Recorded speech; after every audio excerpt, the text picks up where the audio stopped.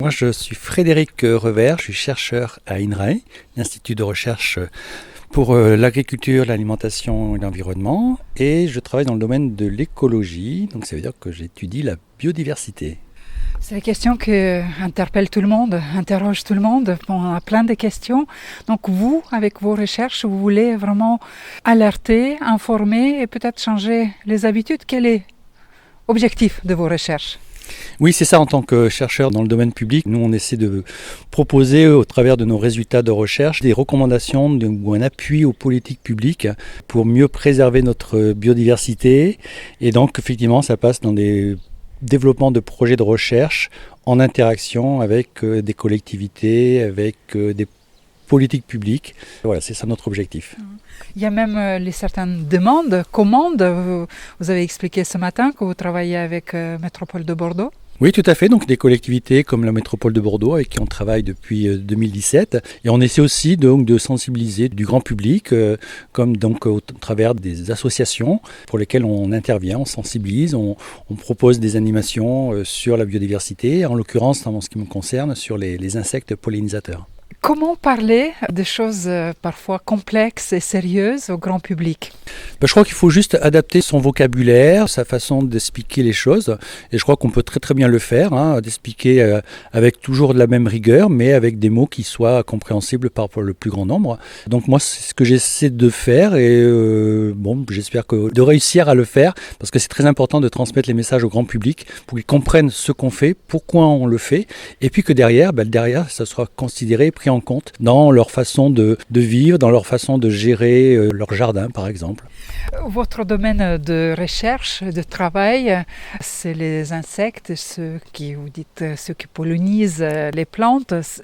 Je pense même les jardiniers lambda ont constaté déjà un grand changement dans leur jardin. Comment vous, en parlant au grand public, quel message vous voulez vraiment transmettre ? Ce qui est important à transmettre pour moi, c'est effectivement montrer que pour la pollinisation, ce qui m'intéresse, c'est de leur montrer qu'il y a plein d'insectes qui réalisent la pollinisation de nos plantes à fleurs, que ce soit nos cultures ou les plantes sauvages. Par exemple, les mouches sont d'excellents pollinisateurs.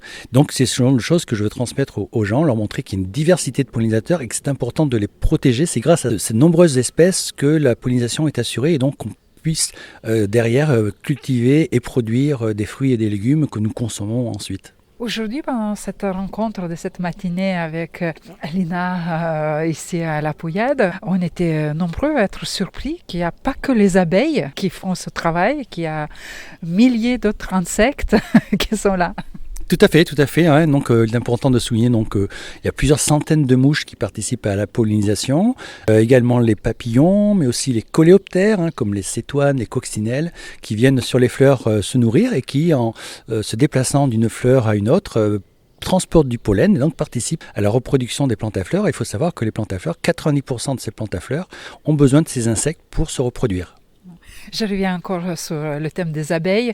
Cette mode aujourd'hui, mettre partout les ruches dans les endroits en montrant que nous aussi, on veut préserver la biodiversité, finalement, c'est faux. Tout à fait, c'est une fausse bonne idée parce que vous apportez avec une ruche, c'est une seule espèce d'abeilles, sachant qu'il en existe près de 1000 en France qui assurent ce service de pollinisation. Donc effectivement, c'est même un petit peu dangereux de vouloir focaliser que sur une seule espèce. On peut avoir une maladie qui se propage et qui fasse disparaître cette espèce et on n'aurait plus d'autres espèces pour assurer ce service de pollinisation. Donc c'est important de réfléchir à l'échelle des abeilles sauvages qui sont vraiment plus importantes que l'abeille domestique pour ce service de pollinisation. Donc l'apiculture, c'est un métier. C'est une activité à part. Et pour les jardins, comment on doit faire que les insectes viennent dans les espaces où se trouvent les fleurs et surtout les fleurs qui peuvent nous apporter les fruits et les légumes. Tout à fait, donc c'est important effectivement. Alors les abeilles, les pollinisateurs, ce qu'ils ont besoin, c'est des fleurs, justement pour se nourrir, puisque la plupart de ces insectes consomment du nectar, du pollen ou d'autres parties de la fleur. Donc c'est important dans son jardin de végétaliser, donc de mettre des fleurs, mais surtout de la diversité de fleurs. Ça, c'est très important d'avoir une diversité de fleurs à proposer aux pollinisateurs. Préférentiellement des espèces végétales locales. Évitons de mettre trop de plantes exotiques. Et puis, c'est aussi de leur donner aussi le gîte. Donc, le gîte, c'est aussi laisser des espaces de sol nu, laisser un petit peu de bois mort, qui sont des endroits où beaucoup d'abeilles vont venir nicher. Et ces hôtels aux insectes qui sont aussi un petit peu à la mode aujourd'hui, c'est aussi une fausse idée. Oui, tout à fait. En fait, on s'est aperçu que la promiscuité de ces hôtels à insectes, les abeilles pouvaient se transmettre des pathogènes, des virus notamment, et d'autres types de maladies. Donc en fait, finalement, c'est une mauvaise idée de proposer des hôtels à insectes qui soient trop grands. Vaut mieux proposer des petits fagots de tiges creuses qu'on peut disposer dans des arbres ou faire des trous dans des bûches de bois avec des diamètres différents, un peu espacés les uns des autres. Et là, vous verrez qu'on aura des abeilles qui viendront nicher et sans prendre le risque qu'elles se transmettent des maladies. Les insectes, c'est une partie de grand écosystème, mais c'est une pièce vraiment de ce puzzle assez importante. Oui, tout à fait, puisque donc vous avez vu que donc les insectes, notamment les pollinisateurs, permettent la reproduction des plantes à fleurs, donc c'est important pour les fleurs, mais c'est aussi des ressources alimentaires, ces insectes-là, pour les oiseaux par exemple insectivores ou les chauves-souris. Donc en fait, en faisant en sorte que ces pollinisateurs soient présents dans notre environnement, cela va aussi favoriser les autres espèces que sont les prédateurs ou les espèces de fleurs. Donc c'est important, effectivement, ça nous sert un petit peu, ces pollinisateurs, d'indicateurs de la biodiversité, et on peut considérer que s'ils vont bien, on peut penser qu'à terme, les autres chaînons de la chaîne alimentaire iront bien aussi. Toutes les recherches se basent sur les faits réels. Donc, et là, vous lancez un appel à tous les citoyens, à tous ceux qui sont sensibilisés à l'environnement, participer à la science participative. Est-ce que vous pouvez nous expliquer quelle application existe, quelles possibilités existent? Oui, tout à fait. Donc, en ce qui concerne les insectes pollinisateurs, vous avez le programme SPIPOL, qui veut dire suivi photographique des insectes pollinisateurs, qui est très simple à utiliser. On n'a pas besoin de compétences ni dans la reconnaissance des espèces végétales, ni dans la reconnaissance des insectes. On est accompagné, assisté pour faire ces déterminations. Donc il suffit de prendre un peu de son temps. Donc là, dans le cadre du SPIPOL, c'est 20 minutes, où on va essayer de photographier un maximum d'insectes qui vont venir se poser sur les fleurs de l'espèce végétale qu'on a choisie. Donc vous pouvez aller sur le site du SPIPOL, vous tapez SPIPOL sur Internet et vous êtes tombé sur le site, qui va vous donner toutes les informations pour pouvoir réaliser ça. Et voilà, vous verrez que c'est très simple et ça peut être très vite addictif. Et c'est une façon de découvrir les insectes tout en participant à des programmes de recherche scientifique. Donc c'est accessible à toutes les personnes et c'est gratuit. Et ça demande juste consacrer un petit peu de son temps. Exactement, juste un peu de son temps. Donc vous voyez, c'est des sessions de 20 minutes. Et après, on faut trier un petit peu ces photos, les mettre sur le site. Donc, et ça, c'est vraiment à la portée de tout le monde. Moi, j'interviens aussi dans des établissements scolaires pour sensibiliser les écoliers, les élèves et les faire participer à ce type de programme. Donc tout le monde peut participer puisqu'il n'y a aucune exigence. C'est où on veut, quand on veut.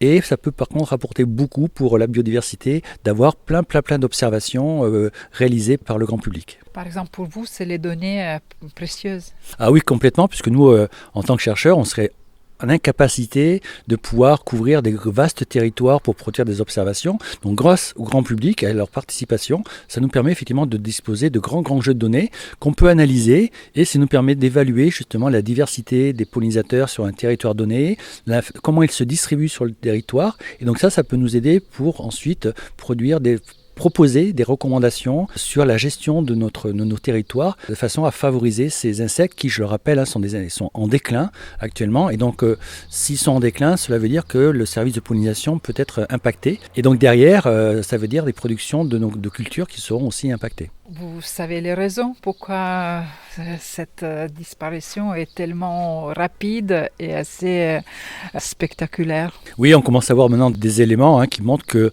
la destruction, la dégradation des habitats naturels, l'usage bien sûr des pesticides qui est très utilisé en agriculture intensive sont les deux facteurs principaux du déclin de ces insectes. On peut facilement le voir depuis quelques décennies sur nos voitures. On a beaucoup moins d'insectes sur nos pare-brises ou sur nos plaques d'immatriculation qui montre que vraiment il y a un déclin, et essentiellement causé par ces deux facteurs que je viens de mentionner. Il y a plus en plus de volonté arrêter ça, au moins sauvegarder ça, qu'est-ce qu'on peut, avec différents programmes politiques, comme vous avez dit, Bordeaux Métropole, certains parcs régionaux, peut-être même certaines collectivités essayent déjà de demander vos conseils. Oui, tout à fait. Il y a de plus en plus de collectivités qui viennent nous voir pour qu'on leur donne des conseils, des recommandations sur comment mieux gérer autrement leurs espaces. Donc c'est vrai, notamment dans mon exemple, dans le cas de de Bordeaux Métropole, hein, où je suis effectivement contacté pour donner des conseils. Bon, maintenant, effectivement, à l'échelle nationale et européenne, c'est vrai que c'est peut-être plus compliqué, mais on garde espoir de pouvoir faire changer les choses et les pratiques surtout pour améliorer donc notre biodiversité, hein, et notamment effectivement sur l'usage notamment des pesticides, mais aussi sur la restauration des habitats naturels qui sont deux voies essentielles pour espérer que ces insectes ne continuent pas à décliner. Et gestion des espaces verts aussi, c'est une autre approche. Oui, tout à fait. Et ça, tout le monde peut participer, hein, parce que ça passe aussi par la gestion de son propre jardin. Hein. On peut gérer un petit peu différemment. On peut par exemple proposer de la tonte différenciée, c'est-à-dire ne pas tondre tout en même temps, laisser des espaces fleurir. Et à partir de là, on pourra voir rapidement des insectes revenir dans son propre jardin. Donc c'est vrai pour les espaces de jardin privé, mais c'est bien sûr vrai pour les espaces de jardin public, hein, où on peut gérer autrement, et ça passe notamment sur les techniques de tonte, hein, on peut tout à fait faire de la gestion différenciée qui va permettre donc d'offrir aux insectes beaucoup plus de fleurs à butiner. Vous, dans votre travail au quotidien, vous êtes vraiment peut-être premier à constater certaines choses alarmantes. Comment pour le grand public faire ce travail de communication, d'éducation sans tomber dans cet pessimisme et dire voilà, ça y est, on est en train de se détruire nous-mêmes. Oui, bien sûr, ça fait partie des sujets de préoccupation pour tous, hein, puisqu'on avance ce constat du déclin de la biodiversité, mais en même temps, il faut agir, même à petite échelle. Je pense que c'est important de garder cet espoir de mettre en place des outils pour mieux protéger cette biodiversité. Donc, je trouve qu'il y a quand même prise de conscience petit à petit au travers du grand public, mais aussi des collectivités, pour essayer de mettre en place des mesures qui permettraient de diminuer ce déclin de la biodiversité. Maintenant, est-ce que ça sera suffisant? Je ne sais pas, nous verrons ça dans les années à venir, mais toujours est-il que moi de mon côté effectivement ça reste quelque chose de motivant et j'espère que le grand public répondra aussi favorablement à mettre en place eux-mêmes ce type d'action parce que ça passe par les citoyens avant tout je pense pour pouvoir faire changer les choses.